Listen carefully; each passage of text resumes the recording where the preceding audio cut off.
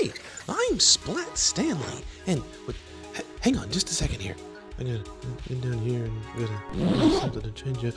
Greetings, citizens. I'm Space Stanley, and for this episode, we are talking Space Ghost, Ghost to Ghost. Kick it.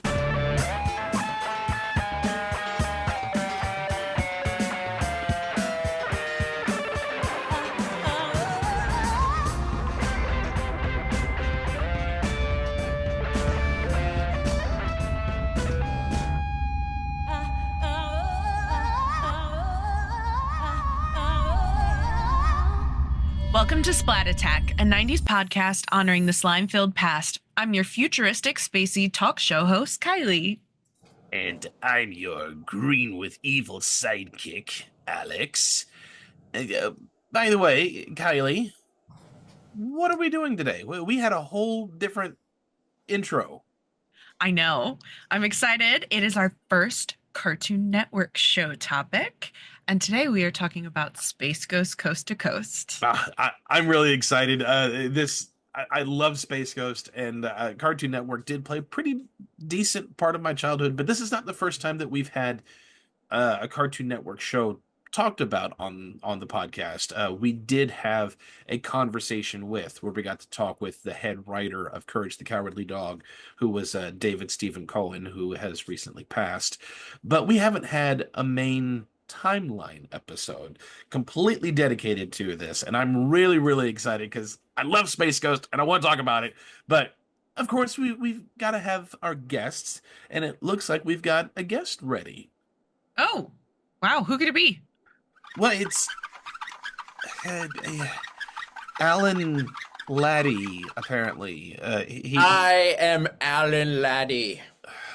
I am responsible for all the great Coast to Coast episodes. I am one of the people that combined ideas and we make magic together on the screen. By magic, do you mean having the mustache actually line up under your nose? Is this how you treat your guests? You're not a guest, dude. Yes, I am. Will the real guest reveal himself, please? All right, I gotcha. It's me. I was It's Manny, fooled the and whole my hair is time. What? weird right now. No. When did this happen? Surprise! It's me. I know you guys are wondering who's Alan Laddie? Who's him? Yeah, Right? no. Right? Okay. I fail.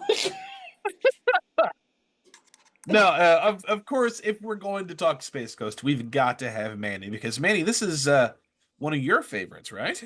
Absolutely, man. This is like one of the very first Cartoon Network shows I've ever heard of and watched. Actually, at the end of The Mask, I was so impressed and thrilled to see this guy who looks like Batman talk to Jim Carrey. But back in the day, we didn't have Cartoon Network, right? So it's like it randomly hit cable, and I'm like, oh my God, this is that show. This is that show. And I stayed up late on Friday at 11 o'clock, and man, I had a really interesting first episode. But I'll get into that in a little bit. But yes, since I first seen it 30 years ago, it's one of the biggest obsessions. I love that show. Yes, I'm a huge Wienerville fan. That is definitely my number one favorite. But Space Ghost and Wienerville are both right there. Love it. And Kylie, you had a love and appreciation for this too, right? I do. So, I'm sure my mom knew. But anyway, so I didn't start watching Space Ghost until it hit Adult Swim. That's when I really caught onto it.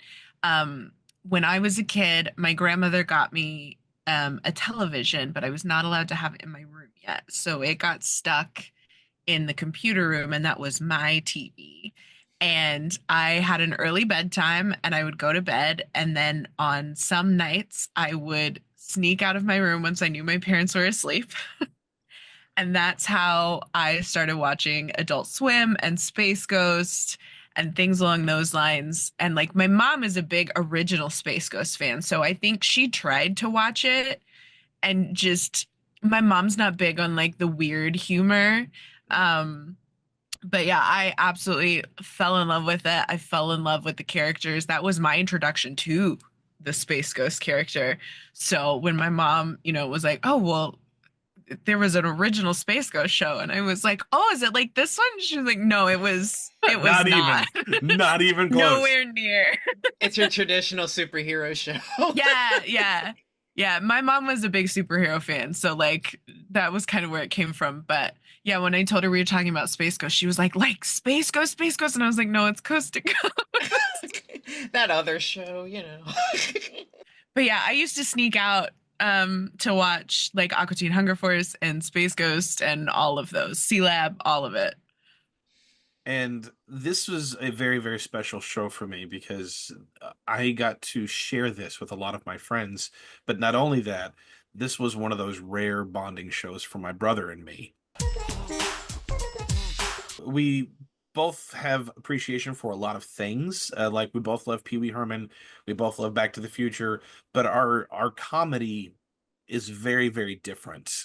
We could not be any farther apart when it comes to comedy. He does not care for Jim Carrey. I love Jim Carrey. He loves Napoleon Dynamite. I cannot stand Napoleon Dynamite. We are so polar opposites. But Space Ghost, he found it on Cartoon Network. And he showed it to me, and I was so infatuated. He actually showed me Cartoon Planet first, because they were all songs, and in particular, he would show me the Brak songs, and those made me laugh. And then he said, "Well, if you like this, then you need to watch this." And he showed me some of Coast to Coast, and he didn't laugh as much with Coast to Coast. He mostly laughed at the stupid songs of Cartoon Planet and how ridiculous they are. Like, I'm driving down Highway 40 on a big old pickup truck. That one was, he thought that was hysterical. And it's stupid. It is stupid, but it made me laugh, and I loved It's it. so I good. know, it's so catchy, dude. It is. Especially the acoustic version. It's And I fell in love with the show, and I had to watch it, and I was so just enamored with it. And then when they stopped airing it on TV, I was able to find a lot of them back when LimeWire was a thing, and I was able to download a whole bunch of them. R.I.P. all of my family computers that I crashed with LimeWire. Sorry, Mom. Hey, I'm guilty of it too. Yeah. LimeWire was my friend. And I had my friends over, and they've never heard of Space Ghost, so I would show it to them, and they thought it was hilarious. And then I got the CDs, and I go over to my friend's house, and we play like Twisted Metal on PlayStation, but we were listening to the barbecue CD. Just Yes. we're listening to Bad Bug while we're killing each other with Sweet Tooth. The amount of dumb songs that were just in my repertoire at a moment's notice. But it is a great show. It is a very, very fun show. And if you don't know just the basic synopsis for Space Ghost, our galactic superhero, would conduct interviews like a talk show. Think Tonight Show, only it's animated. Very late night talk show. Where Space Ghost would be the host, and he would do various celebrity interviews. Zorak, a giant green mantis, was the band player. And then everything was, quote unquote, directed by Moltar, who was off screen often, and he was controlling the monitors. The premiere for the show was April 15th, 1994. It ran for 8 seasons. Has approximately 94 episodes. That's up for debate because you could also count some of the other episodes, the online episodes, which we're not really counting those right now. And the end date for it was April 12th, 2004. Well, it seems that we actually do have real people from the show who are joining us, not Manny in disguise. We actually have joining with us Jay Edwards and Ned Hastings. How you doing, guys? Doing well. Great. Well, thank you guys for taking the time to jump in. I think probably the easiest question to start off with is, how did you guys get involved in working on Space Ghost? This is Jay. I'll go first. I started a little bit before Ned did. I was 25, 26 years old, and so was seemingly everyone that worked at Cartoon Network. This is like 95, 96. And I got a job working at Turner Studios, which was the in-house editing facility for Turner Broadcasting, which was at the time TBS, TNT, Turner Network, Turner Classic Movies, and Cartoon Network. And so all those networks were mostly reruns and live sports. And so the only like editing there was promos and network packaging. So that's what I did for a couple years, working for Turner Studios.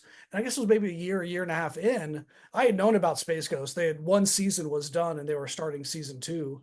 And they're like, do you want to try to do a Space Ghost episode? And I was like, hell yeah. Cause I grew up watching the original Space Ghost, loved it and knew Michael Cahill, who had created the first season editorially. And we'll talk about how the show really could only have been done at that point, at that time, with that technology, with those people, kind of thing.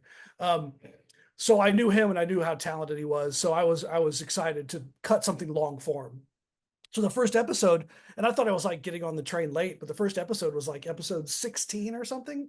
And it was the one with Carrot Top making fun of Space Ghost for his girlfriend dumping him. And it aired on Valentine's Day, 1996, I think, something like that. So yeah, I had a party at my house to watch it. So yeah, that was the first episode I had. Or where Space Ghost was just like this the whole time, just depressed.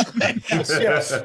I think Well, this he was animation talking to with a hand Carrot on Top. the face. that whole time, like Yeah, that animation with his hand on his chin on his hand was probably created for that episode. Probably, yeah.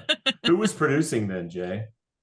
I can't remember who I worked with. Dave Willis was definitely involved, but he was like lower rung. He was like the PA or something around that time, right? So it might have been Pete Smith, who was one of the more senior guys. The show would kind of move between producers, like people would be the producer and you're writing the episode at that point and sitting with the editors and creating, and then after a while they'd get a little bit kind of burned out on it and then somebody else would take over.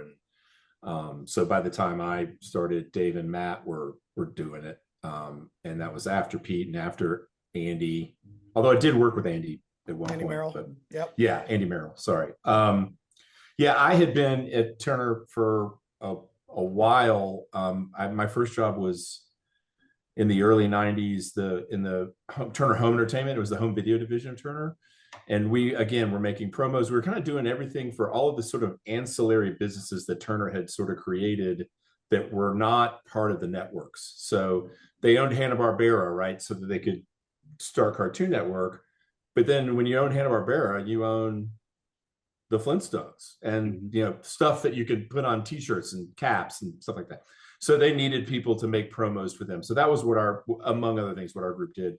But our group was also, as far as I know, the first group in Turner Broadcasting to have an Avid, which was the original sort of offline editing system. Nobody even knew what it was. I didn't know what it was when I first.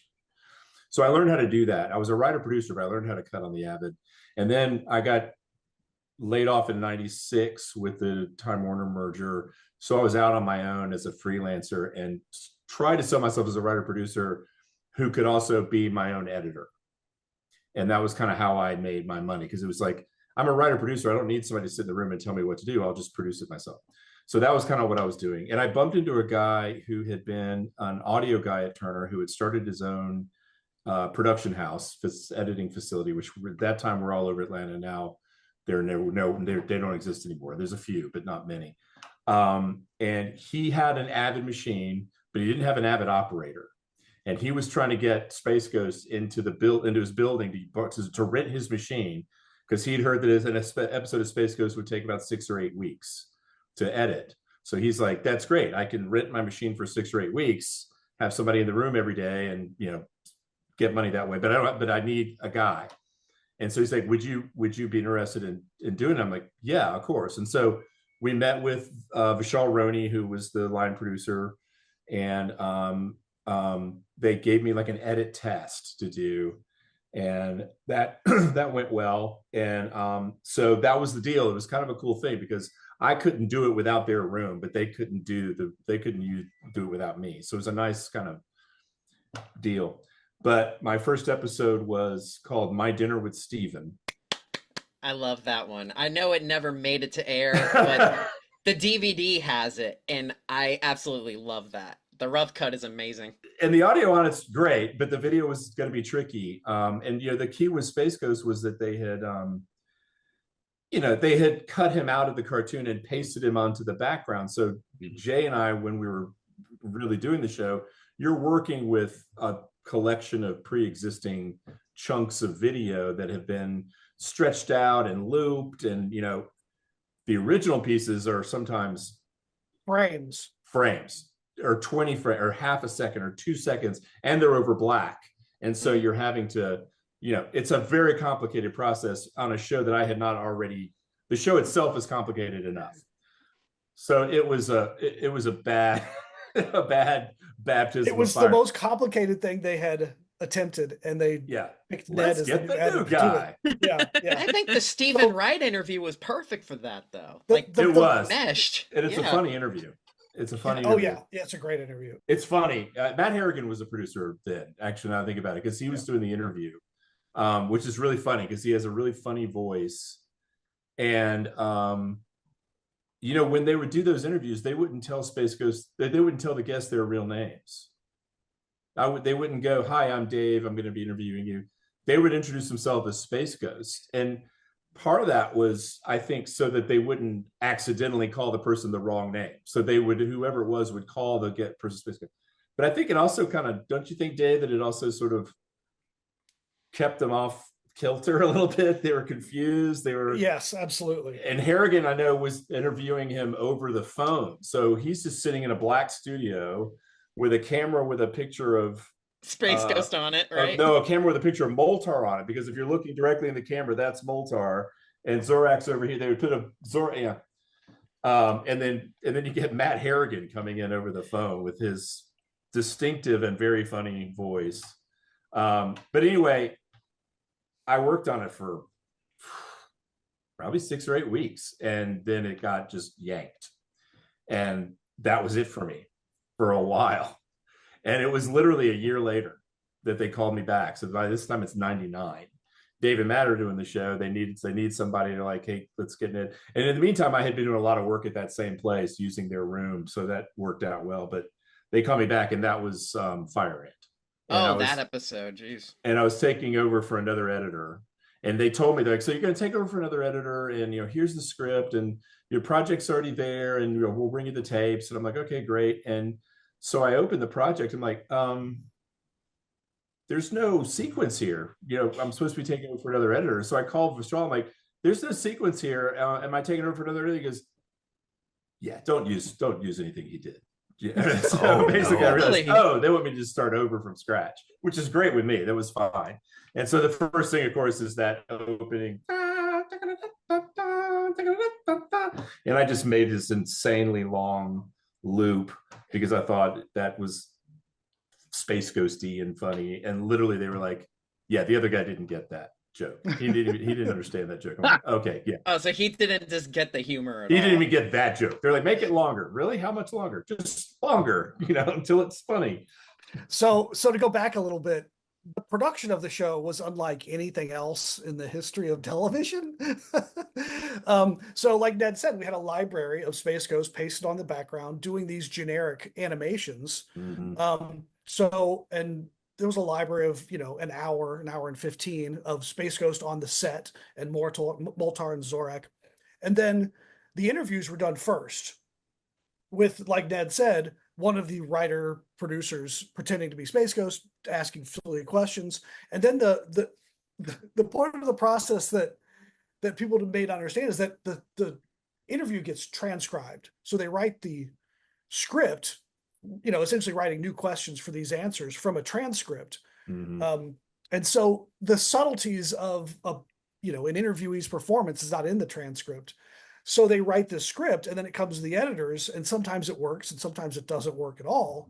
And so part of the editor's job is going through the entire interview to find all the generic yes, no, nods, any kind of generic reaction from the guest, so you can make this thing that's completely doesn't Fake. fit together. Yeah, Yeah. this thing that's completely fake feel natural. And then Yeah. the other variable was, of course, the late great George Lowe, who again, these timelines are bonkers. Like, it's a 12-minute show. To work on a 12-minute show for 10 weeks, like, that's how long you get to do a director's cut on a feature. Like, 10 weeks on a 12-minute show is bonkers. But that's this, like, it's animation with no animation, only editing. That's why. Yeah. Yeah. And then George Lowe would come in the booth, and for a 12-minute show, which is a 10-page script, he'd be in there for 45 minutes or an hour, just ranting. And He's a great riffer. Yeah. Oh my God. And the other thing was, he's a great announcer, but not the best actor. And he had an uncanny ability to read the script and get the emotional tone completely backwards. What are you doing here? No, it's what are you doing? No, what are you doing here? No. I'm like, I got gas. So the other part of the editor's job, and you're talking to two editors, so we're going to talk about the editing of the show, which was the whole production of the show. But it's pretty much the main thing. Yeah, it is the main thing. But I don't want to discount the writers and everything. But they're not. Of course not. They're not here. F them. Yeah, They wanted to be on here. They could have reached out. Oh, no, they're here now, Jay. Oh, great. Hi, I need a job. So we'd also catalog everything George said and like for every episode have a library of Georgisms. They got to where whenever George pulled into the parking lot, they would just start rolling tape because they wanted to hear him walking into the room. Because Dave and Matt, particularly, I don't know about the other producers, but Dave and Matt loved George low-key. They didn't like the big Space Ghost line. They wanted the small Space Ghost line. So if you got George mumbling the line to himself before saying into the microphone, that's the one you're going to use. What are you doing over here? What's this for? Oh yeah, no, we want that one. That's the one we want. So yeah, they got in the habit of just grabbing George when walking in the room because that was the ad libs that you would use. It wasn't the intentional ad libs, which would go on for 20 minutes, and you're like, what is he doing? It was the well, what's going on today, fellas? It's just random George things. Or he'd just be arguing with the sound guy, and they would just keep that in there too. Max, it's nothing personal, but that's the stuff that had the real emotional tone to it, not the acting. And it's not to say that George wasn't a genius in his own way, because he really, really, really was. I'm not sure he was the genius that everyone thinks he was, but he was still a genius in a lot of ways, and a very, very, very sweet person. I love George. I'll never forget a party, and I'll say this because you will all get this.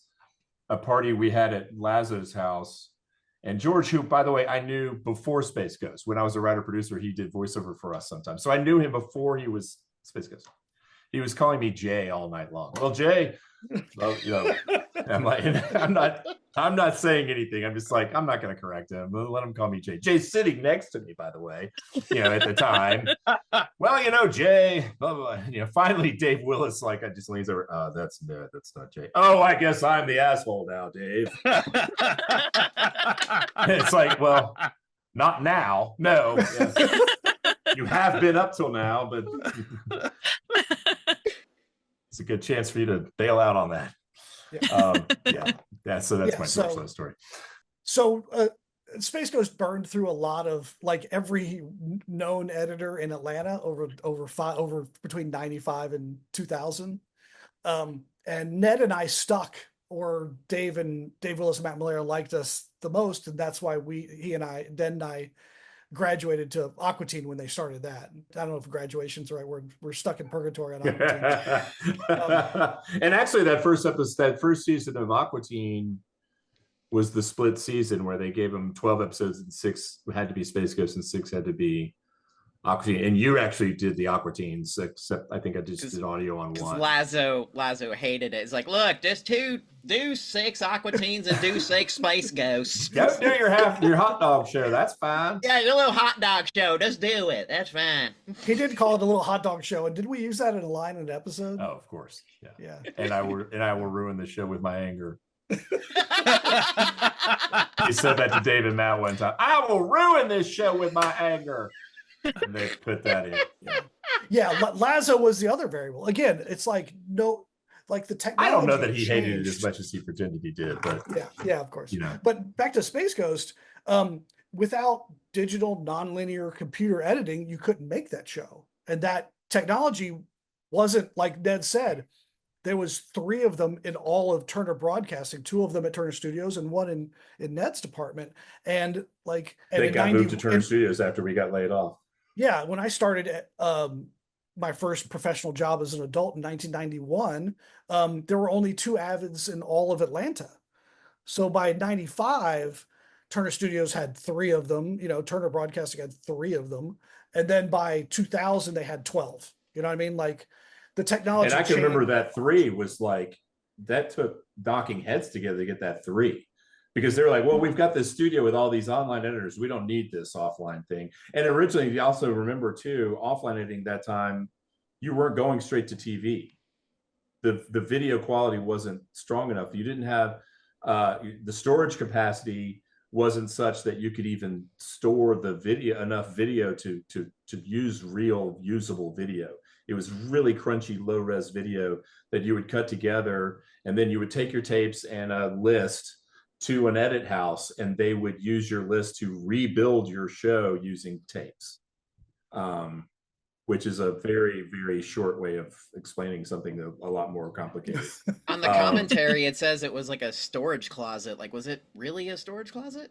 At first, yeah. At first, yeah. The first episode I worked on was in literally like a storage closet in the scheduling office.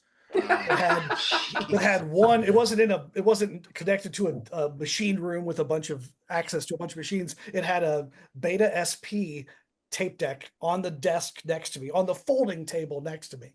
Oh. And that was it. And 2 little speakers, and you know the VHS tape to spit out to, so that they could then show it to Lazo and watch. You know, approvals on VHS. Yeah. The biggest hard drive, when I started on an Avid Media Composer, it was like version 2 or 1 or 2. The biggest hard drive you could buy was 600 megabytes, and it was the size of a car battery. Wow. We had drives that were daisy chained together. What were those things called? Do you remember, Jay? They had optical SCSIs. drives. Yeah, SCSI they were drives. SCSI drives, SCSIs. Yeah. And we had like 4 or 5 of them, and they were all. It was like a 90. It was like a 90 pin connection. Yeah, those flat wired. Yeah. Can you imagine editing Splat Attack on that, Alex? I just about am. I've got 3 hard drives connected to my computer right now. There you go. Just keep the show going. And by the way, when I worked at Turner Entertainment, the Avid we had was also in a storage closet. Apparently, that's what you did, right? You did, move those brooms. Yeah. Put them in there. Editors don't need windows. The closet we were in actually had doors on both sides, you know, because it really was like a janitor's closet. And so one time we're working and we hear the key turn, boom, and knocks our monitor sitting on our folding table. You know, oh, sorry, I've knocked your TV, boss. Yeah, we'd work a lot of nights, just because it was quieter. And Turner Studios ran 2 shifts, a day shift and a night shift, because there was enough work to do that. So oftentimes we'd start at 6 and go till 2. Like for weeks on end. Well, that first 2 years of Adult Swim, I worked behind you at night. Right, that's right. We only had one machine, and Jay worked during the day, and I came in at night. Yeah. So that was the first season of the last kind of that split season of Space Ghost and Aqua Teen, and then that Aqua Teen season where we did like 20 episodes in one season. Yeah, it was a lot of it was 10 to 12 weeks to do an episode because there's a lot of trial and error. You know, and some of that trial and error had to do with Lazo getting bored of the jokes and being like, new jokes. It was like, it hasn't aired yet. It was like, new jokes. I forgot about that. That did happen a lot. And sometimes the punchline would get lost, or the setup would get lost, and you just keep the punchline. And it was so you're like, yeah, much better. Like, oh. Yeah, that I remember in Fire Ant there was a thing where Space Ghost has Moltar attach a speaker to his head, and he's like, "What? Why are we doing this? I'm amplifying my thoughts." Right. But he had this long paragraph. He's like, "Because Moltar, people are always coming up to me and asking me for food, and this way I can answer them." And blah blah. And it's like this whole long thing. And then by the time it gets into the episode, it's like, I have strapped this speaker to my head so people will stop asking me for sandwiches. That's it. That's what it boiled down to. complete nonsense.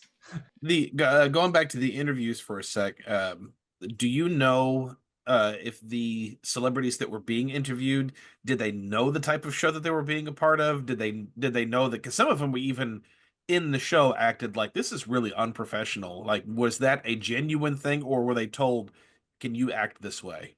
These are the stupidest questions that I have ever been asked. Well, don't look at me. They would be pulled in by their own public relations people. So at first people were confused. I'd say once we got the Ramones and the cast of Gilligan's Island, it was popular enough that people knew what was going on more than not. They knew what it was going to look like, but there's still nothing that can prepare you for a disembodied voice that doesn't tell you his real name and a cutout of a grasshopper. And, you know, we did a lot of the interviews. Some of the interviews were down at CNN Center. Some were at Turner Studios in Midtown Atlanta. Some of the interviewees would be at CNN in Los Angeles and being interviewed over a telephone from Atlanta. They really couldn't see each other. Conan was in New York, and I remember Dave flew up there and actually to be there because he wanted to meet Conan. I mean, that raw interview's online. It's great. It's a great interview. Yeah. Dave just keeps going, how's the weather up there? What are some of the most complicated edits that you guys have had to do? Real quick, I want to answer that real quick. We got Oscar winner. What's his name? I'm laughing already. Charlton Heston. Charlton Heston. That was yes. what I was thinking. To get Charlton Heston, we also had to interview TV's Barney Miller, Hal Linden, because they had the same PR firm, and Hal Linden just was the most confused old man you've ever seen. From what I've heard, I've never said anything. But stuff like that also happens. Still with us, by the way, Hal Linden. Oh yeah. Why wasn't that an episode? Well into his 90s. I know, right? Well, apparently there's a Bob Mould interview that's incredible that never got used. That kills like scripted, never got done. And yeah. John Flansburgh too. It's Ben Folds. Paul Westerberg probably. Is Westerberg the one that walked out? Yeah, Pat Westward's the one that walked out. Yeah. Um, I got a VHS. I've seen a VHS copy of the Paul Westerberg interview. Oh my God. Really? I never saw it. That's great. Yeah. So he does like, I think Dave Willis is doing the interview, and he's like, I think the question is something like, would you like to play Zorak? Would you like to play Kick the Can with Zorak? And Westberg has a good funny line, and then Dave asks again, and he's like, I'm done with this shit. And he takes his microphone off, drops it on the ground, and walks out. And then you can very meekly hear Dave Willis go, oh okay.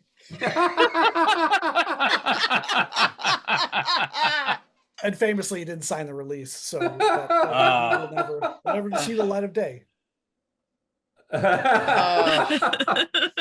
So anyway, okay, back to your question about what was your question?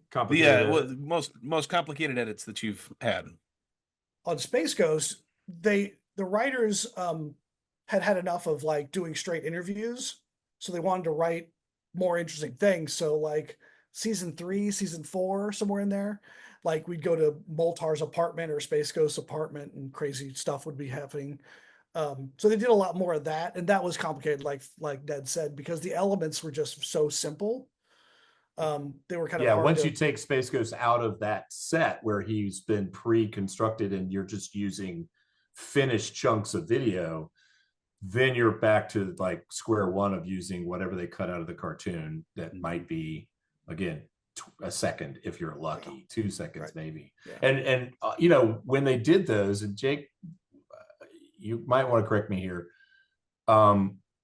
Let's say they've got a chunk of video of Space Ghost, just like that shot from under her hair, and he says like a couple of lines. He says like 2 words in the cartoon. So what they would do is they would marry that to the background.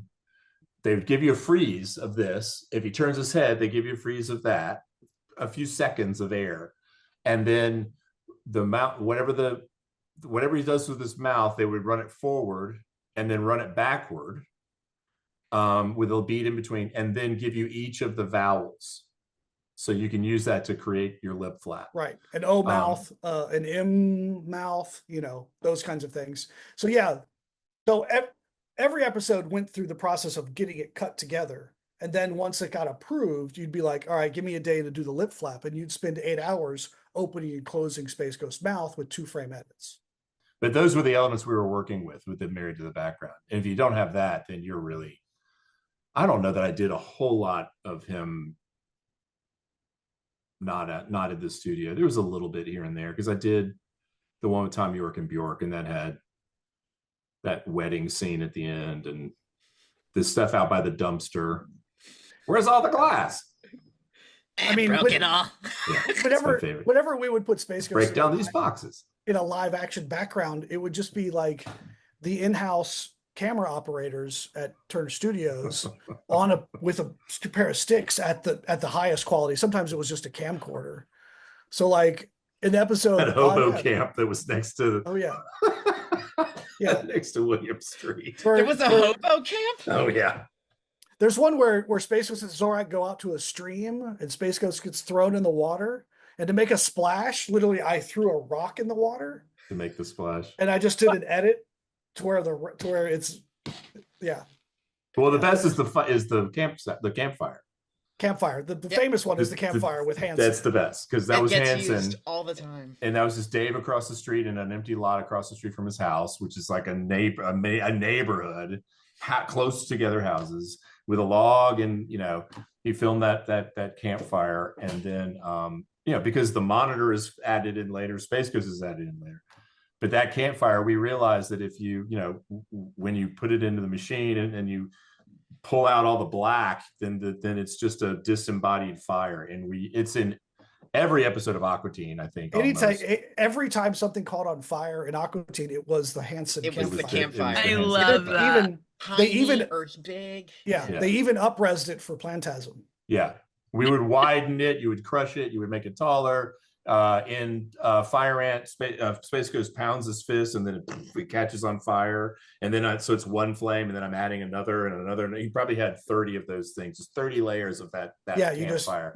You just layer it to make a bigger fire. And he says, "Better get some water," which was actually George asking for water. Pour gas on him. Hobbies? Better get some water. Because George would always complain that they keep it so hot, and he's like, "Can I just go to the bathroom and grab a glass of water?" Yeah. This was just literally him, just like, "Better get some water." Using that. We're using that. Did you like? Now, I think you did. Did you like the documentary, Space Ghost documentary about the shark and the bears? Love it. Yes. Oh, that's one of our favorites. Yeah. Oh yes, my documentary. Oh yes, my documentary. I've probably said that to Jay 5,000 times. Yes. That'll make Dave Willis reliably laugh too. Oh really? Yeah, there are certain things that, particularly after a little bit of time, that they will start like looking back at and laughing, and that was one I remember Dave would just chuckle to himself about, like, their brains and organs are made of M80s. He would think that was great. Oh, that is actually great. That's a great toy. Old Kentucky shark. Yeah, it's great. Yeah. I can't believe that they actually made this. I'm really jealous. Awesome. Because that was Jay's episode. That is, by the way, I don't know if I've ever told you, that is my favorite episode. Yeah, that's my favorite episode. I love that episode to death. And in the way that you can only love something that you can't even, like, I'm watching it going, how did he do that? Where did that come from? I would never have thought of that. And that's always fun for me. Whenever I'm watching someone's episode, I'm just like, I would never have thought of that. Flip Mode is the Cahill episode that just breaks my brain. Bonkers. Yeah. That episode's insane. And it has one of my favorite jokes ever, which is when he's looking around, what kind of a hospital is this? When they're at the discotheque. Dance club. And then they're in the Space Ghost ship, and then he's just flying along. What kind of hospital was that? What kind of hospital is this?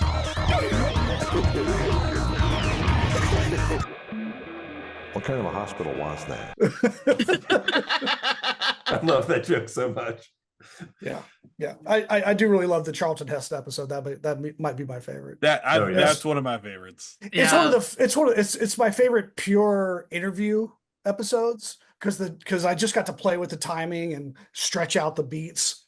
The other thing about the pregnant pauses of Space Ghost, like a pregnant pause in The Simpsons is like a second and a half, and a pregnant pause in Space Ghost is like 7 seconds. Yeah, long.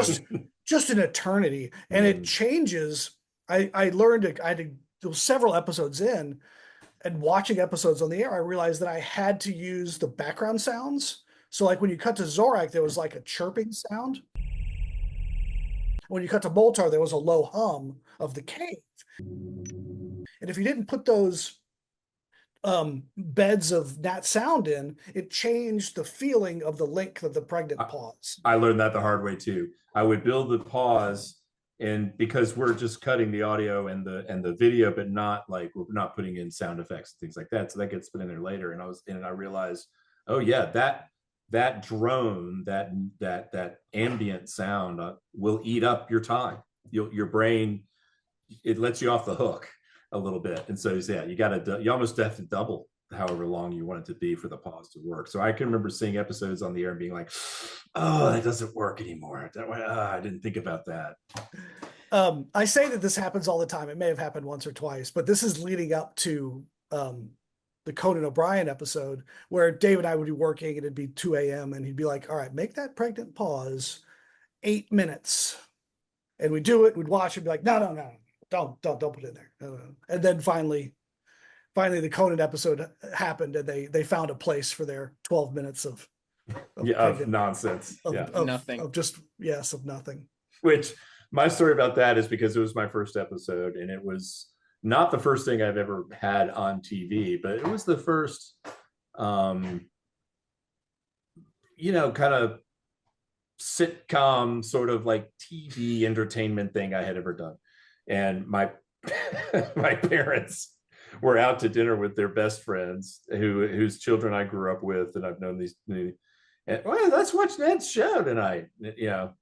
They go out to dinner and they turn on the TV, and I don't even want to know how that played, especially when Space Ghost follows the ant for 12 minutes. Mom, I was like, so did you watch the show? Really? She's like, yeah, the Bames were over. We watched it with them. I was like, oh God, no, please. It was really strange. I think all of us as creatives have things where we're like, hey, maybe don't watch this one. Like, just maybe not this one. I don't know if my wife has ever watched Aqua Teen. I really don't think she has. I've certainly never encouraged her to. But I remember watching, oh God, I can't remember which one it is now. Maybe it's Tom York and Bjork. I was at the beach with my family, and my brother and I were sitting up late watching it. And Zorak says something about, over the weekend he was in Hattiesburg. What y'all doing? Y'all, Yeah. you learn to talk like that. Hattiesburg. Well, my dad's from Hattiesburg. That's not why that's in there, though. It's just a coincidence. So he says Hattiesburg. My brother looks at me like, he's like, wouldn't me, man. There's also Valero went to college in Hattiesburg. That's why it's in there. Oh, weird. There's also the line which Mike Lazo heard on an airplane and made it into the show. That's the story I remember. The line was, So, what's going on, Zorak? We're going to Dothan on Saturday for pleasure. Yeah, and the other one was like, I think it's You like dense food? Indeed I do. The denser the better. Muffins? Thick, hearty, and dense. That's for me. that might have been scripted, but it might have just been George. Yeah, that like to sounds talk about very muffins. That's very low-esque.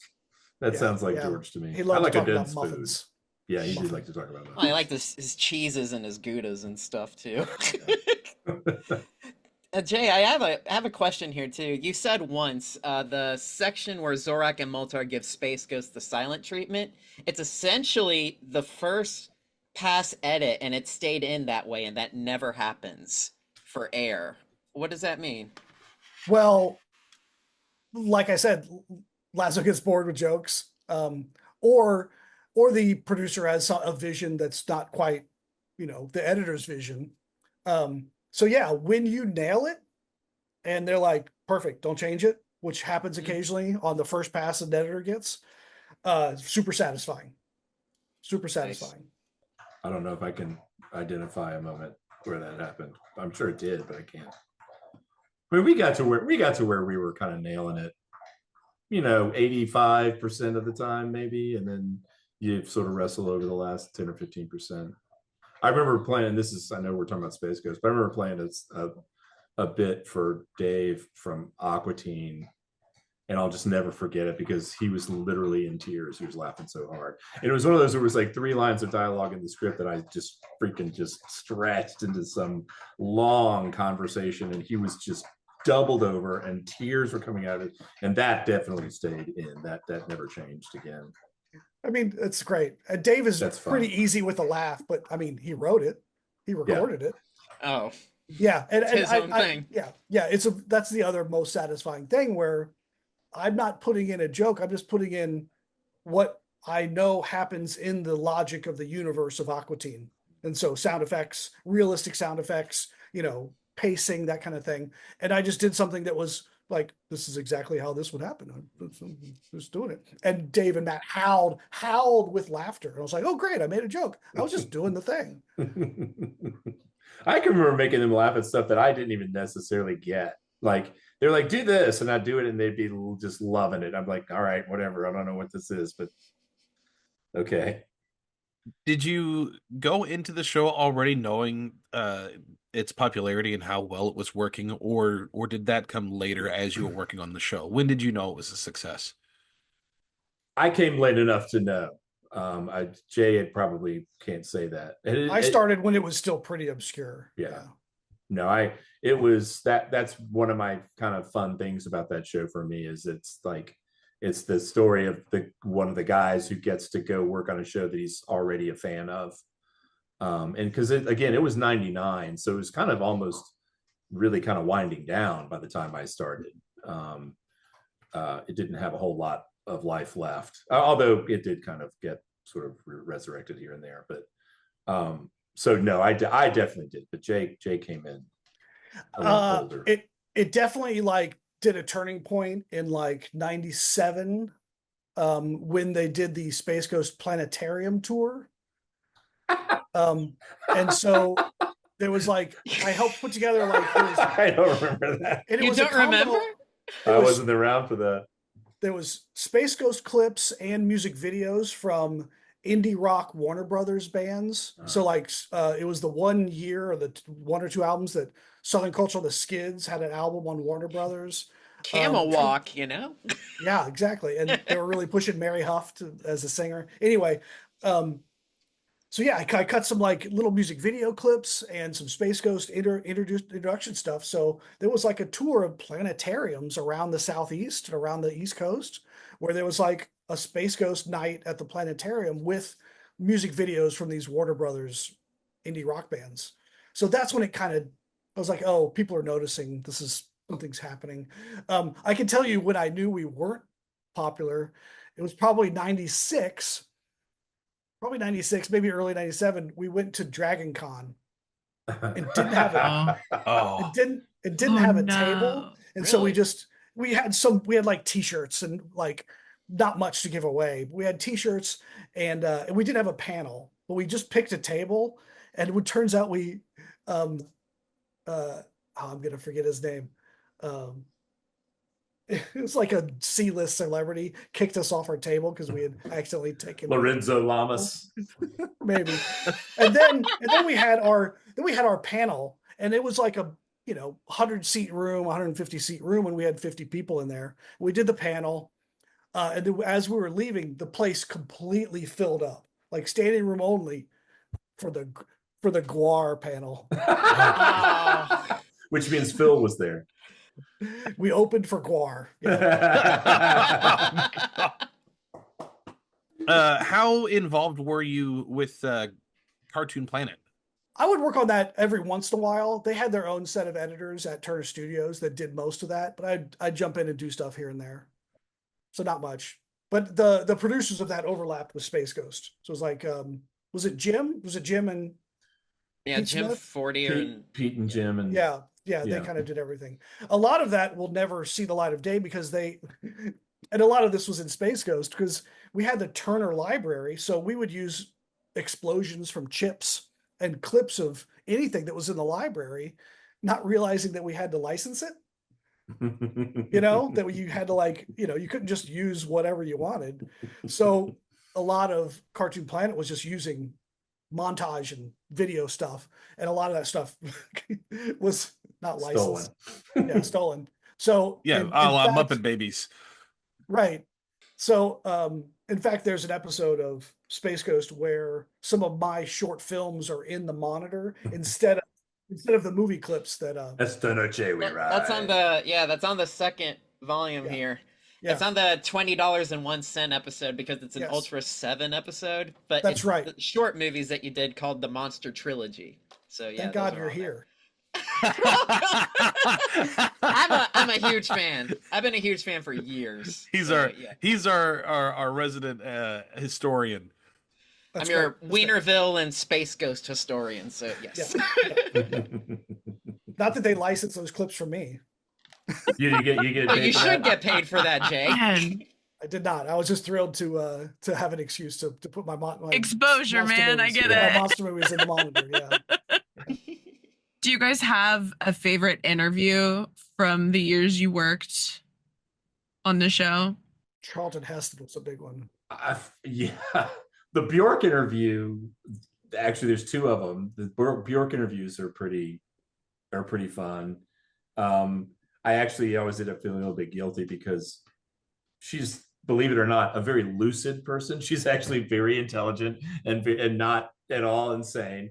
Not in that episode. But because she has the reputation for that, we make her look like an absolute lunatic. And I'm like, I almost hope she's never seen it because that's a hatchet job. It's really bad. That's what happens when you boil the cushions that you've urinated on. You've urinated on. It smells like bad eggs. It smells like bad eggs. Because that's what happens when you boil the cushions of the couch you've been urinating on. Yeah? Yeah, exactly. And and she's talking about hot springs in Iceland, that smell like sulfur. But in our world, she's talking about cushions she's urinated on and then boiled. And she calls mother packets of cream cheese. It makes all their children happy. Honey, those aren't children. They're packets of cream cheese. I really love the Willie Nelson interview because it gets used so many times.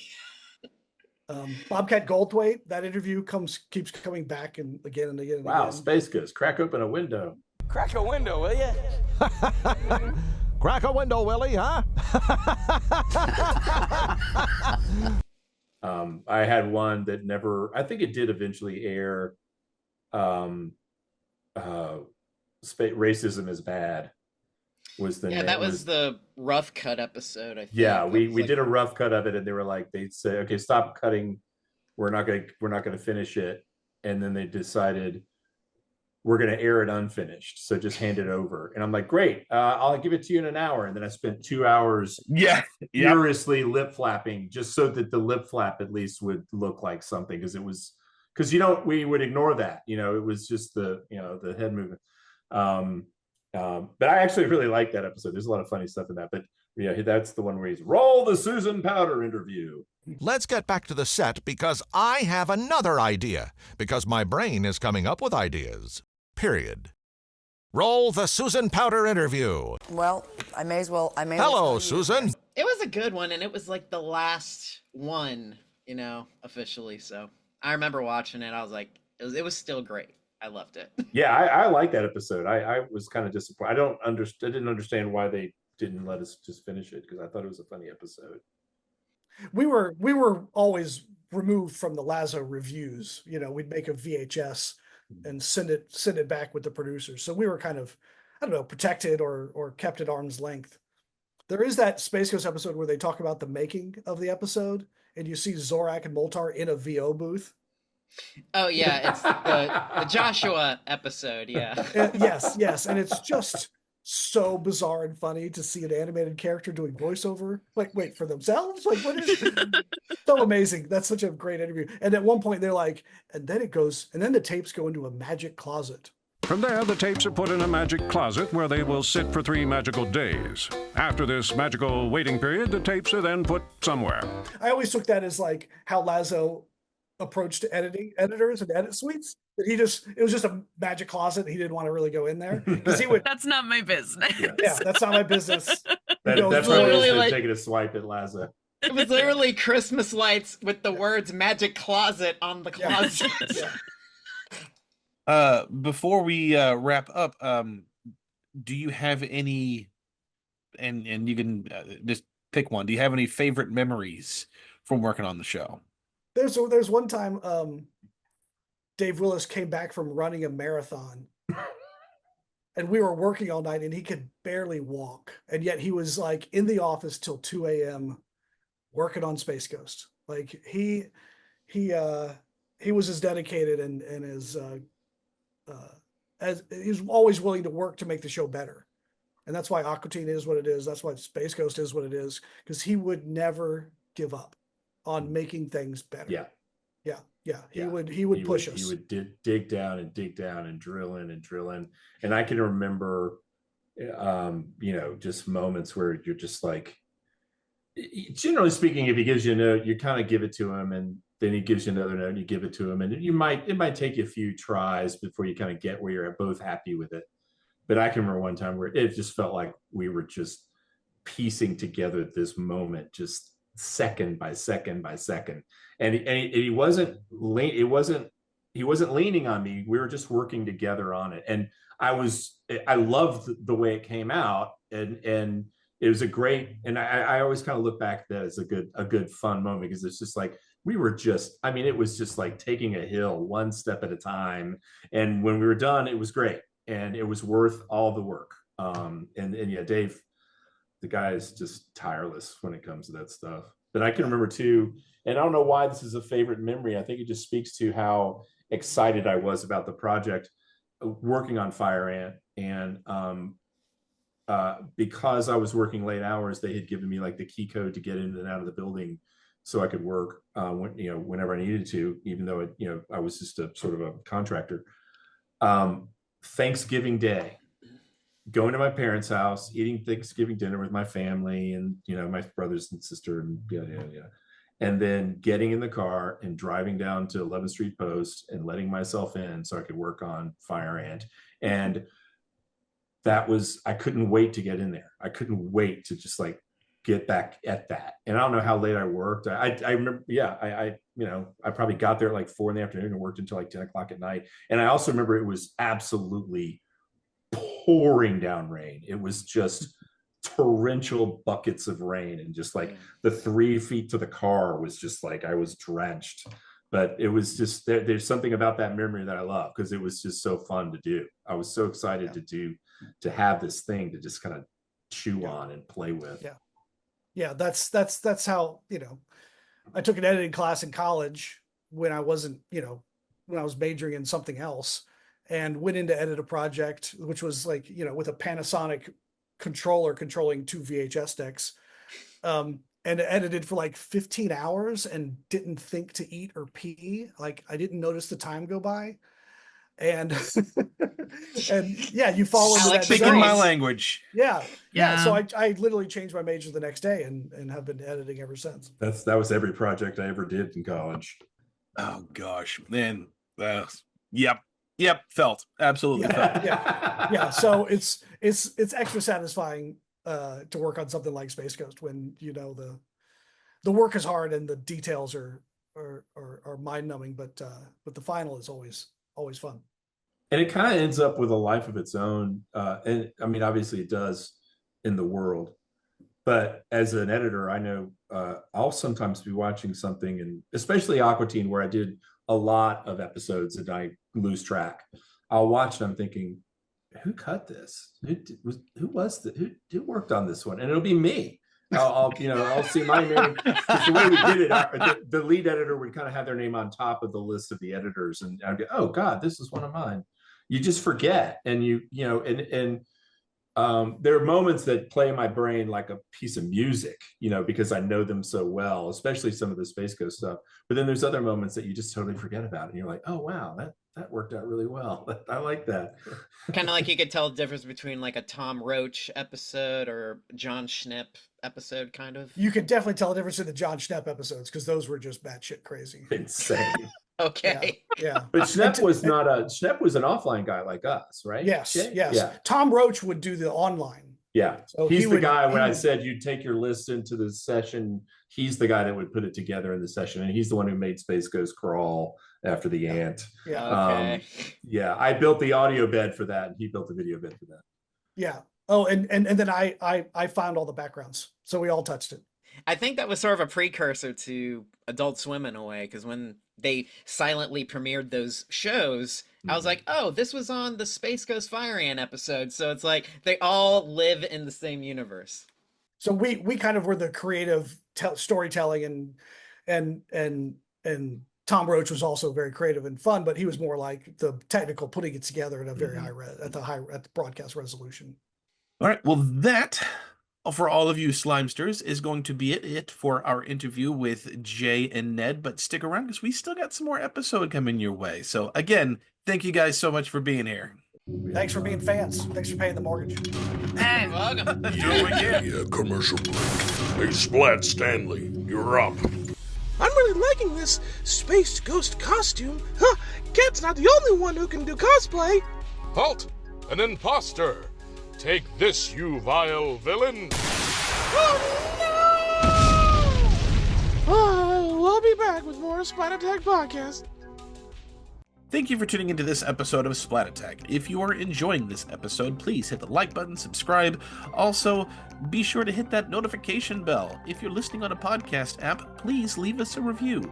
Believe it or not, these small actions from you make a huge impact on us.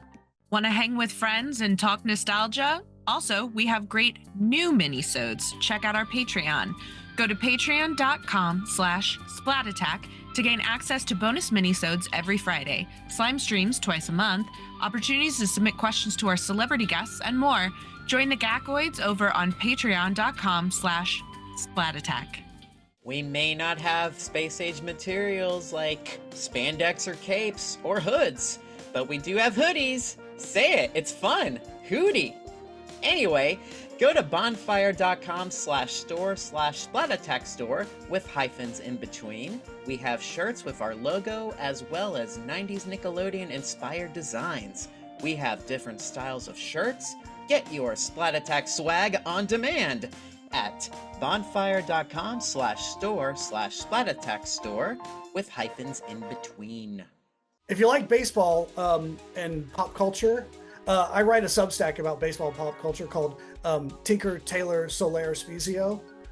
I'm getting ready to publish a magnum opus about the history of the Bad News Bears. I'm super excited about that. And if you like baseball songs, baseball movies, baseball art, anyway, I write all about that and I love it so much I can't stop. So please check out, Tinker, Tailor, Solaire, Spezio on Substack. Thanks. Ned, do you have anything that you want to plug? Not unless you want to watch my wife's podcast about being a family lawyer, which is what I've been doing for the last year, and I love it. It's fun, but yeah, it's not something I would necessarily think you guys would love, unless you're looking into getting a divorce. In which case, you're gonna get some good info. Honestly, I have so many friends who are in that process right now, so maybe I will just... There you go. It's called the Hastings Shadmehry Show. It's on YouTube. It's on Spotify. It's on, yeah. We'll throw it in there too. Yeah. Go for it. That's awesome. Think we are out of order? You're out of order. Tune in next time when we go into the courtroom to judge which episode wins this versus battle. Babies or monsters. You can catch all the judicial justice right here on Splat Attack. We're back with more Splat Attack Podcast. All right, Moltar, switch the footage. Oh my God! Get it off! I don't like it! Get off! What? Get it No! off! Get it off! Okay. we're back, I think. Eerie. Thank you for that, Moltar. Welcome. So before we go to our segment for the episode, there's actually a few things that I did want to talk about with Space Ghost, and I'm actually going to divert most of this over to Manny because again, he's our resident historian.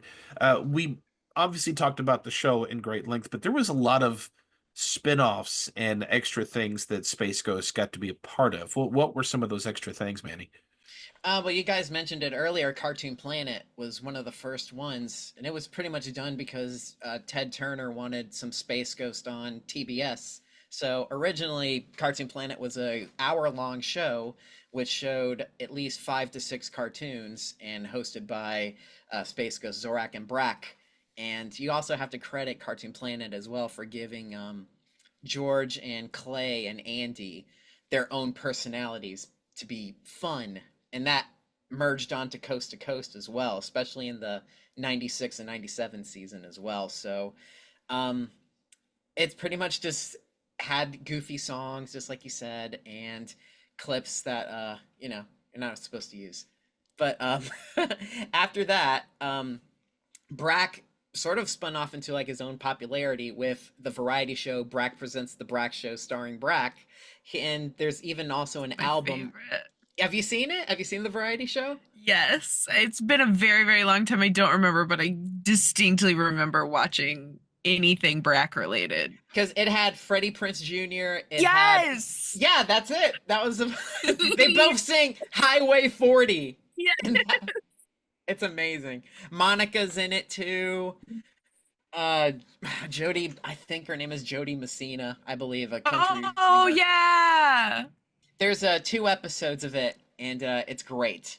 It spun off into its own show, which was originally called Leave It to Brak, but it moved on to be called The Brak Show, later on Adult Swim. Space Ghost also made some cameos on The Brak Show as well, including the Runaway episode, where pretty much Brak invents a time machine, and him and Zorak go back in time.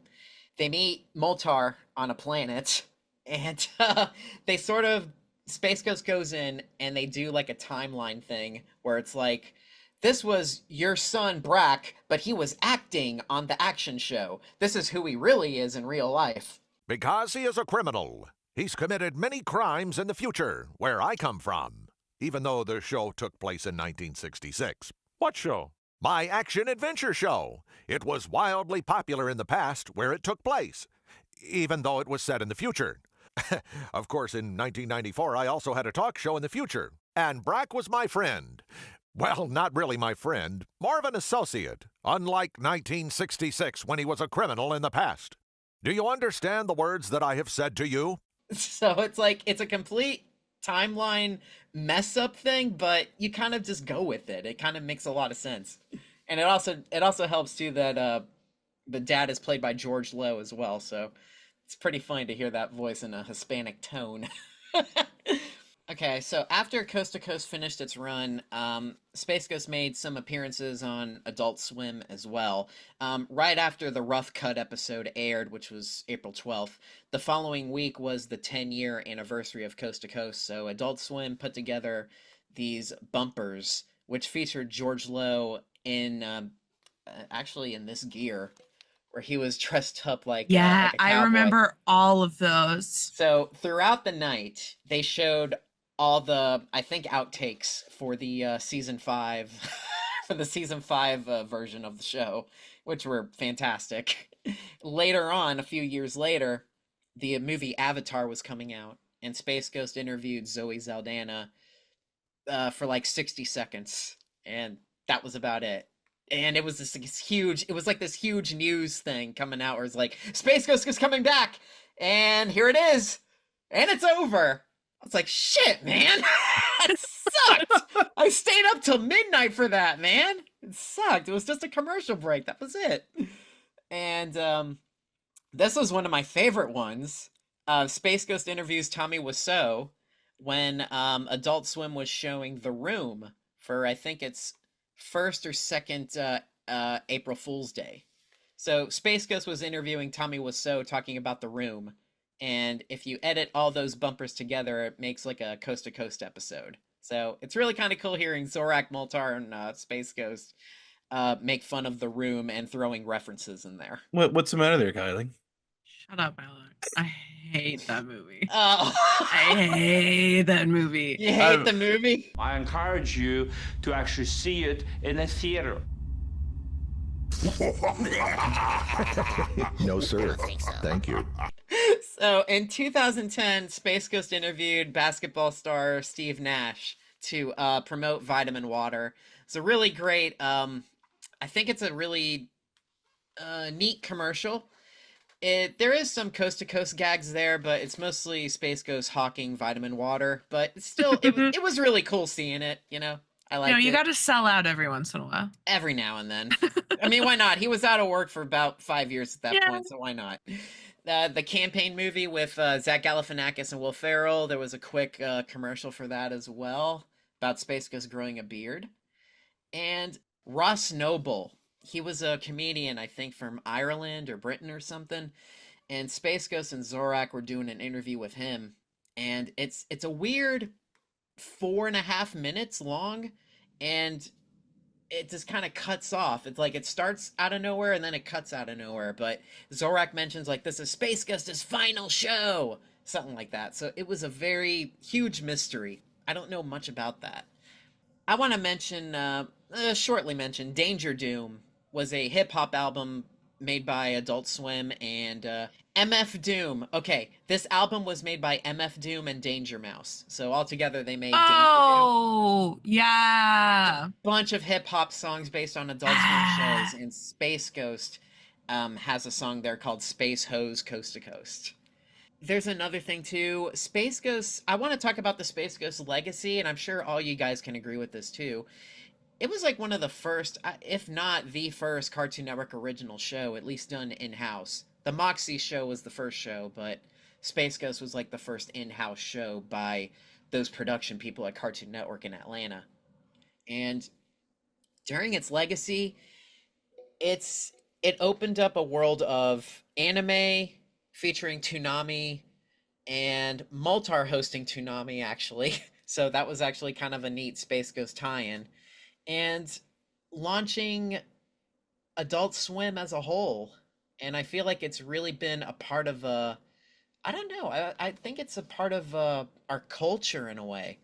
Like it's been around for almost 25 years at this point. And I feel like it's helped a generation.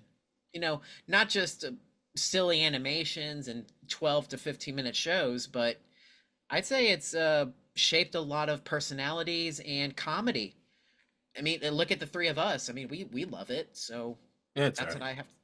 Yeah, that's all right. That's what I have to say about it. And just a quick little thing here too. I want to put out some remembrances of Clay Croker. Clay Croker passed away in 2016.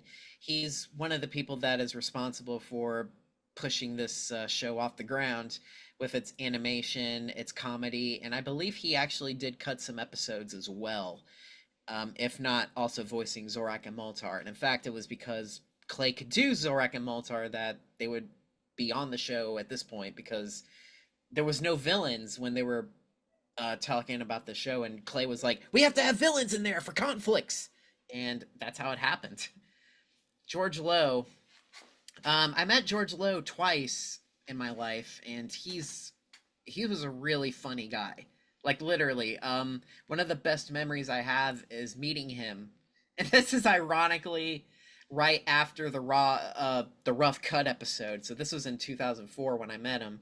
He was in a convention in Atlanta, and I went up to him and I was like, George, I love Space Ghost. It's amazing. And I want to say that your artwork is really good, because I knew that he painted and he does artwork. And he's like, you know what I do in my secret private life.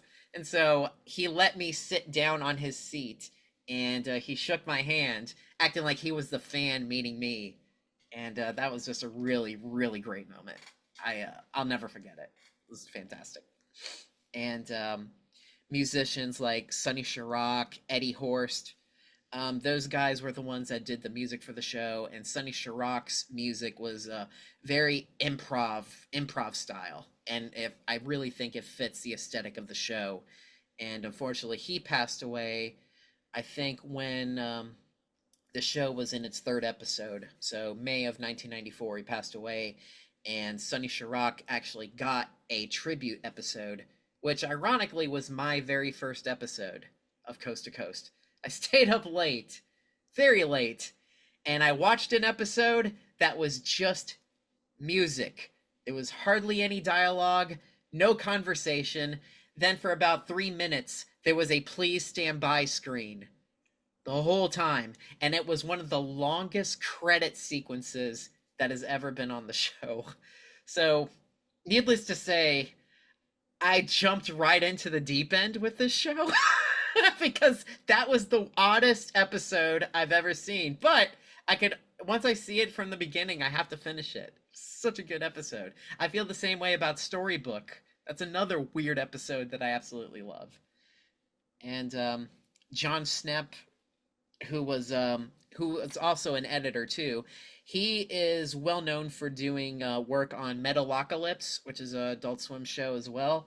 And he also did a documentary film called The Death of Superman Lives. What Happened? And he passed away in 2018.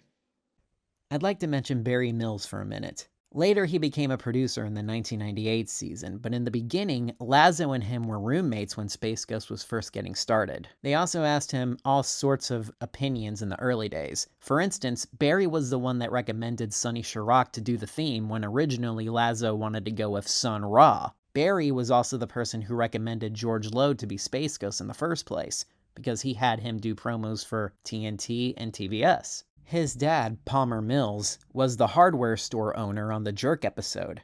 I'd also like to mention, not quite a spin-off, but it made a cameo on Coast to Coast, the Rudy and Go-Go world-famous cartoon show on TNT. Go-Go is a sassy little nanny goat. She hangs out with a sprightly young orange-haired puppet named Rudy. Sometimes a funky little dreadhead called JB drops in. Why? Because they all love cartoons. It's another great homebrew type of show that Barry and his other co-creator Jack Pendendaris created.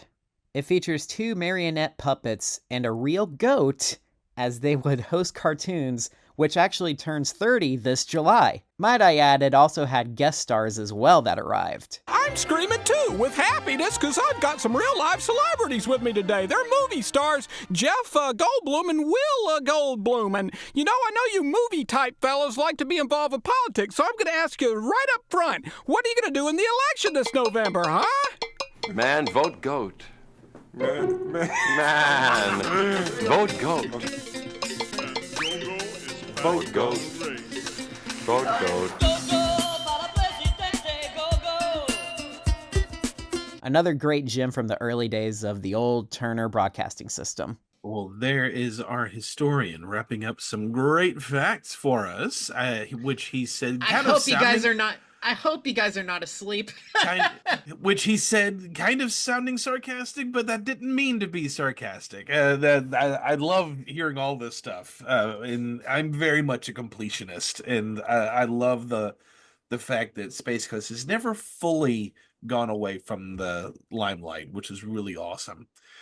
Kylie, do you have, before we go into favorite characters in our segment, do you have any favorite moments, not necessarily from the show, but just surrounding the show?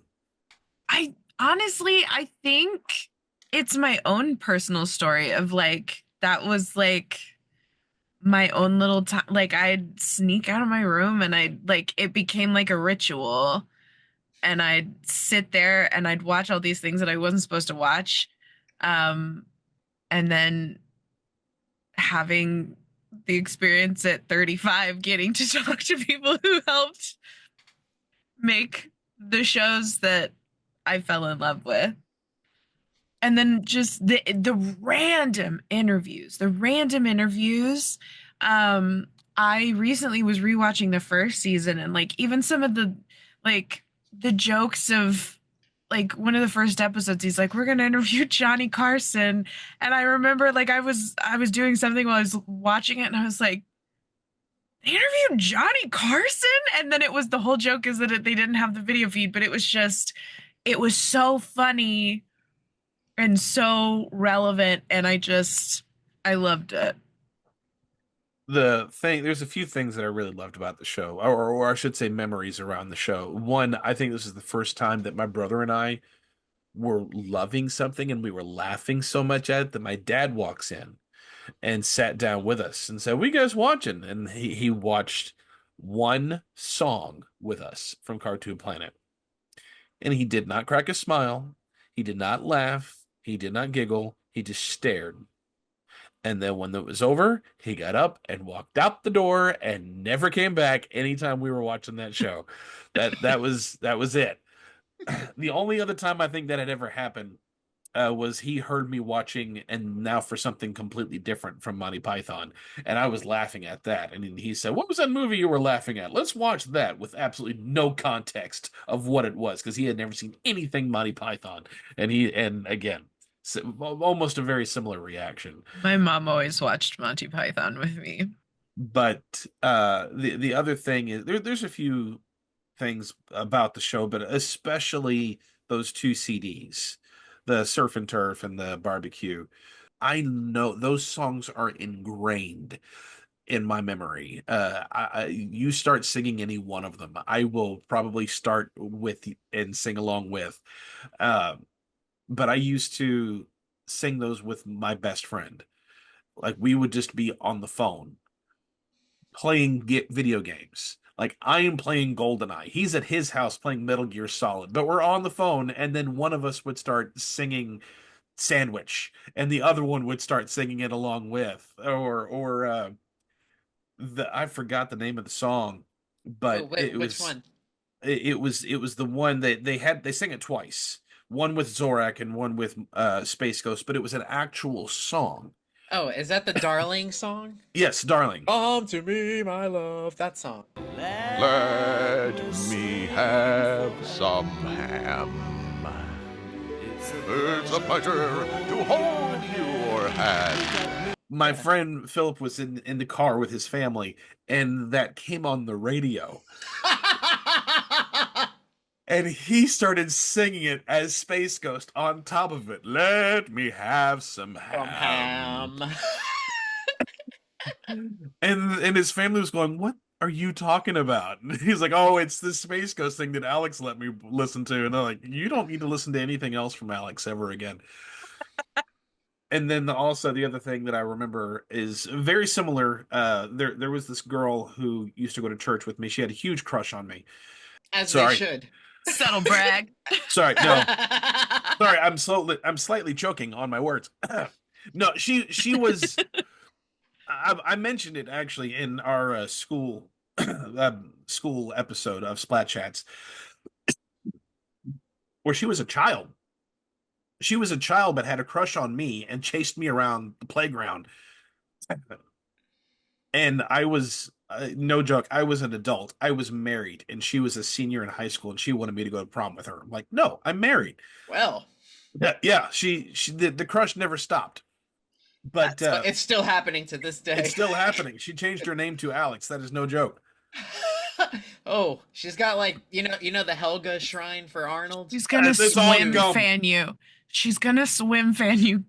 Bail out. But she also, one of the things I really did love and appreciate about her was her sense of humor was very off, much like mine.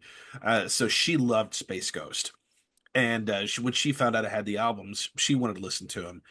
And we would be on road trips because she was part of the puppet team. And we would, the church would go to puppet festivals in St. Louis and things like that.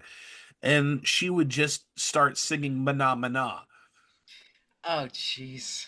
But she would sing it close to me because she knew that I would sing with.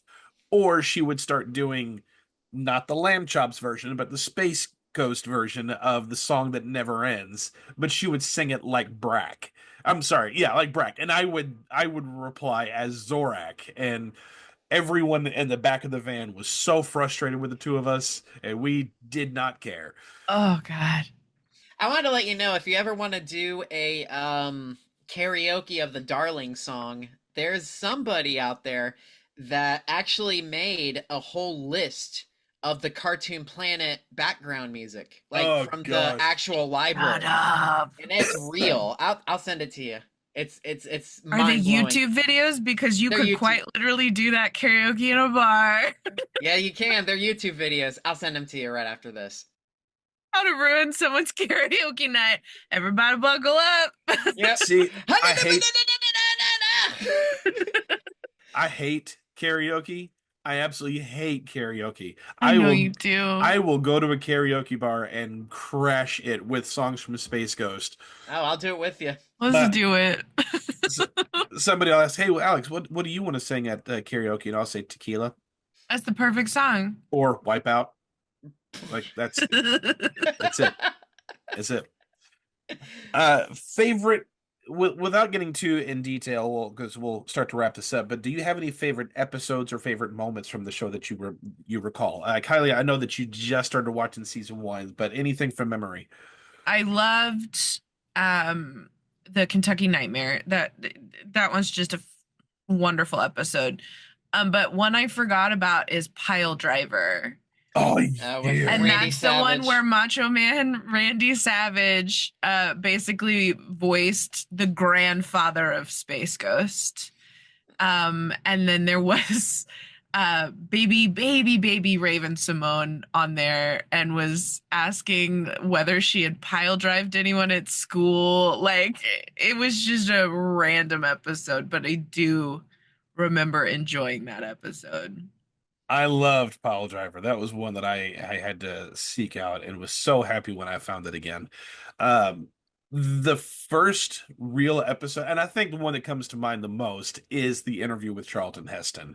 Yeah. And I think I quote that so much, especially because house full of boys, we fart all the time in this house. And I absolutely use the line, "Thou that smelt it, thine own self dealt it." I love that line. And also Moltar's, "Thou shalt not hesitate." I love those. But also I love the telethon episode. And then they would have the numbers at the bottom, and they change the numbers so often. It and would that be the made me- weirdest things. Yeah. As much as I hate musicals, I loved the musical episode. And I forgot the name of the episode, but It that was one, a boat show. yeah, Boat Show, because Andy Dick was on there, and Did you know that the producers knew that they were going to do a musical episode, but when they were interviewing Andy Dick, they were like, "Can you just make up a song?" And so that is literally him making up that song. Please don't beat up Andy Dick.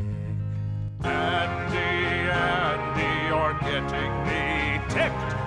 I think that one, the Boat Show, was the one that I first introduced my friends with because of how ridiculous the humor was. But also the one where Space Ghost wrote the episode.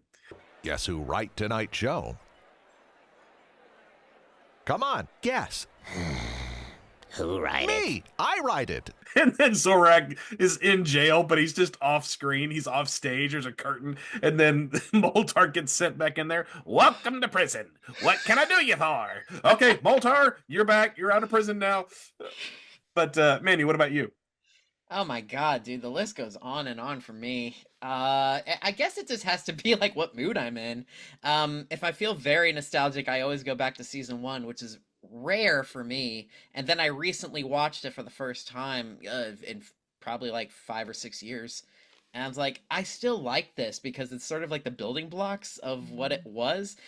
And even George Lowe said, like, I can't watch those early episodes because he doesn't like his voice, because they directed him to be like Gary Owens. And that's why he sounds so different. So it just took those many hours of riffing in the booth to be like, why don't you just do it natural like this? So, but if I could If I could pinpoint favorite episodes for me, I'd say Chirac is definitely one of my favorites. Jerk is another good one because it has Space Ghost trying to do a live show, and it pretty much just ends up blowing up in his face, and Zorak just keeps on calling him a jerk the whole episode until he gets like attacked by his twin brother Chad Ghostal. So that episode was written by Evan Dorkin and Sarah Dyer, who are comic book writers, so you can definitely tell what episodes they wrote. They also, I think they did Pile Driver as well, so they were a really talented group. And the Snatch episode, I showed that one to some of my friends, and they just didn't get it. What? We've all been there. When I was growing up, I was the only Space Ghost fan I knew. So that show just felt like it was like my own personal thing. But whenever I did bring up the subject of Space Ghost, they would bring up Cartoon Planet, which is cool because I still liked watching it. It was great, but it wasn't like coast to coast. You get like your own feel for it. The Boo episode is great because it's sort of like a straightforward interview type of show, and you get Bill Nye in there for like 2 seconds, and that's it. And this one's an interesting pick for me. Storybook, the reenactment episode, which it has Andy Merrill playing Space Ghost in the costume. Yes.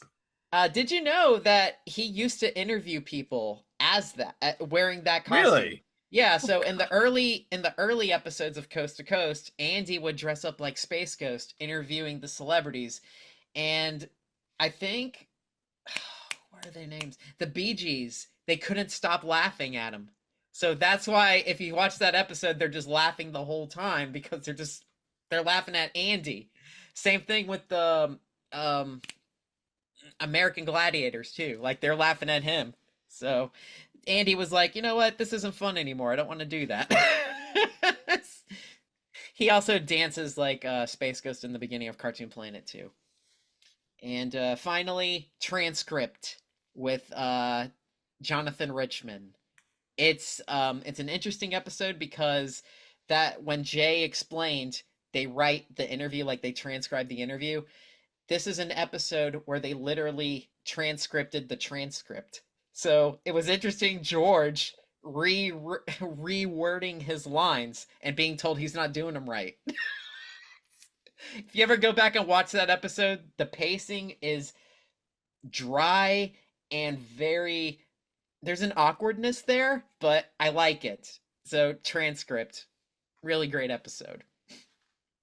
Okay, so final question, and then we'll go into our segment. Who is your favorite character from the show?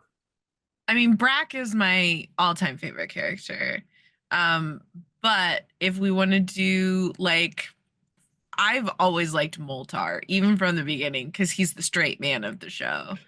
And it was just, and it's so great hearing them talk about how they would put all of those extra long pauses and things in there, and it was so many of the funniest moments for me during those is like Moltar, or like when he's down there and he's watching his own movies. Like he stops paying attention and doing his job, and he's like, they cut to him and he's watching like action movies. But yeah, that's it for me.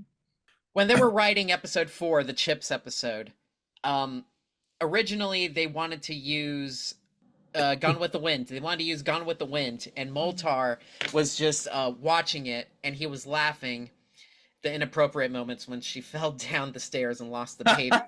Yeah. So there was moments when he was like on the lever, switching it back and forth. She falls up, goes back forward, falls up again. God. But Ted Turner just bought that movie, and he wanted to like colorize it and everything.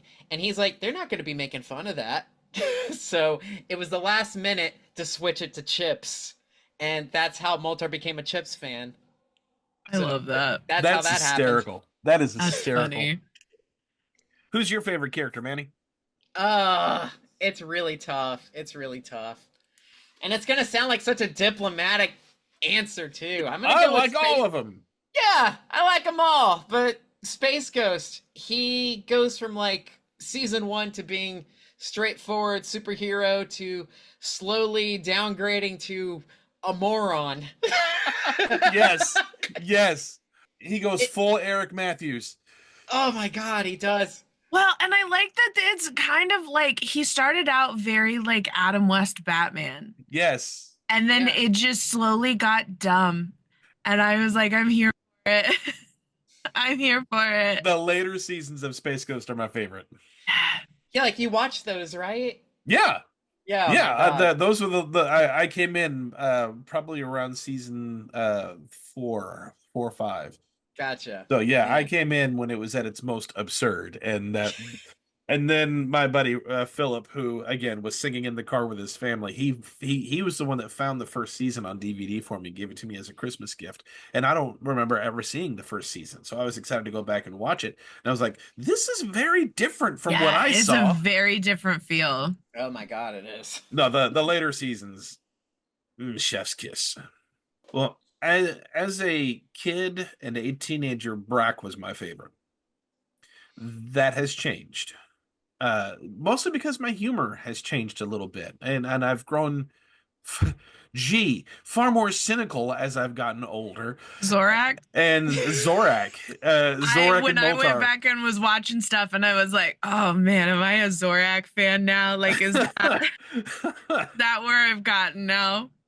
I love Brak's insanity. I love Moltar's straight man humor and just not caring at all with what anything that that Space Ghost has to say. But I mean, just there's a whole segment about Zorak just taking a poo. And he's like, I'm letting the kids play at the pool. And then quite literally convinces Space Ghost that that's his children. And they're like, oh, well, they can really swim. And then flushes it. Like, oh, no, it's so... Your father might not always tell you this, but he loves you very much. Say goodbye, kids. Dora, no! Swim, kids! Swim! No, the other way, against the current! You're a bad father. But anyway, we do have our closing segment for the episode, and we just started utilizing Splat Stanley to help us figure out what our segment is going to be. So, a Splat Stanley, what is our segment for the episode? Alrighty, let's give this wheel a spin. Oh, I'm glad I'm not wearing my costume for this. Oh. Say what is the segment that we're doing? Say what? Say what? Say what? Say what? Say what? You guys heard Splat Stanley. We have got Say What for our segment. I don't know what these two are laughing at. That's what he picked. Great. This is a very, very straightforward response. So if you all want to know what they're laughing about, go join Patreon so you can see the After Dark, because we got some fun stuff. But for this one, Manny came up with the questions for this, so I will hand it off to you to ask these questions. These are all quotes from the show, and we have to guess who said these quotes.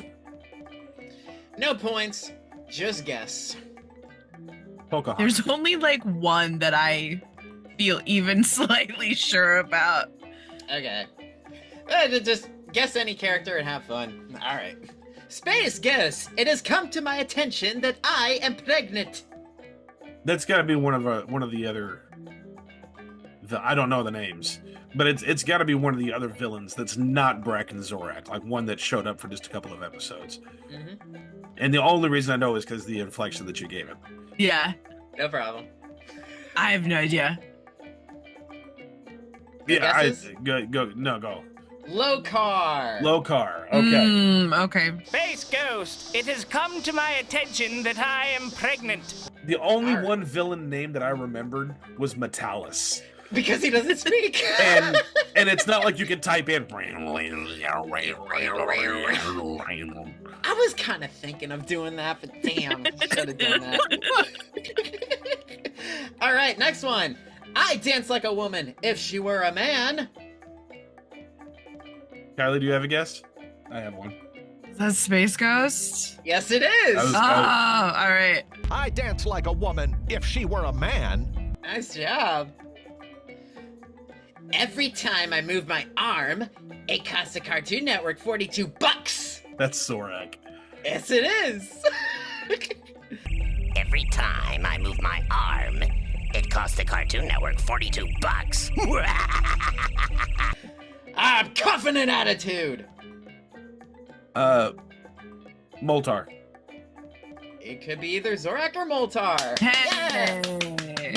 I'm copping an attitude. Fine, go ahead. I'm copping one too. Oh, really? You bet. I am copping an attitude. That's good. I'm a cucumber. I'm a cucumber. I'm a cucumber. I'm a cucumber. I'm a cucumber. I'm a cucumber. Please don't take me to the pickle farm. Yeah. That's Brak. Yes, it is. That's the only one that I was like, I know this one. I'm a cucumber. I'm a cucumber. I'm a cucumber. I'm a cucumber. I'm a cucumber. I'm a cucumber. Please don't take me to the pickle farm. Yeah. And finally, a shark on whiskey is mighty risky. A shark on beer is a beer engineer. I don't know that one. No, either, but that's a beautiful quote. Okay, it could either be Spacey or Dr. Worm. Ah. Who wrote the extremely famous phrase, "A shark on whiskey is mighty risky. A shark on beer is a beer engineer"? Give up? Yeah. The answer we're looking for, Willie, is Dr. Worm. Oh, man. But what about Banjo? Oh, What? Banjo!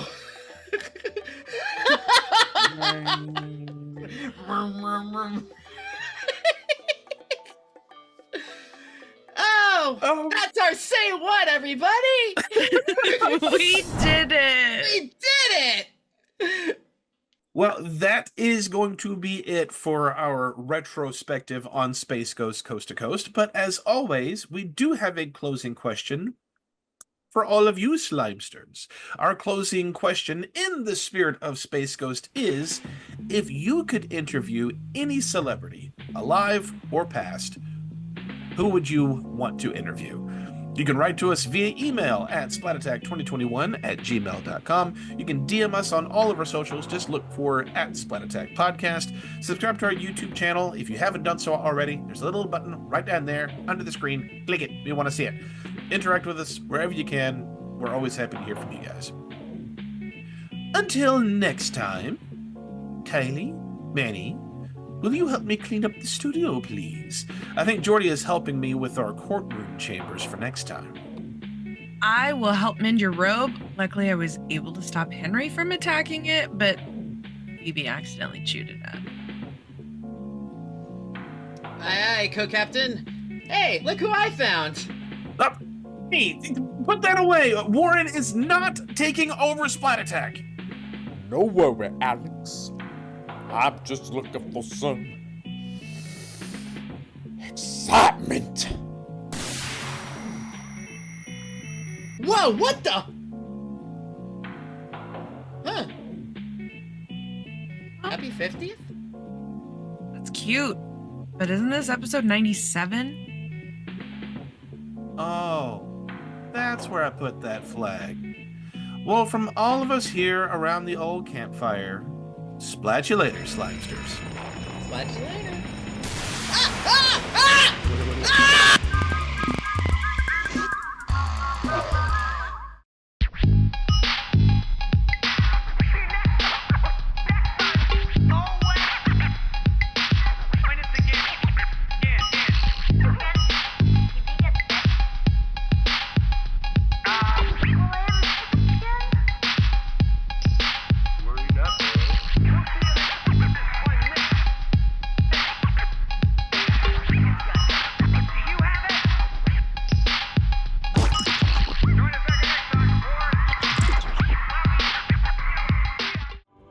This episode was recorded at Splat Attack Studios, in virtual home studios, though none in Florida.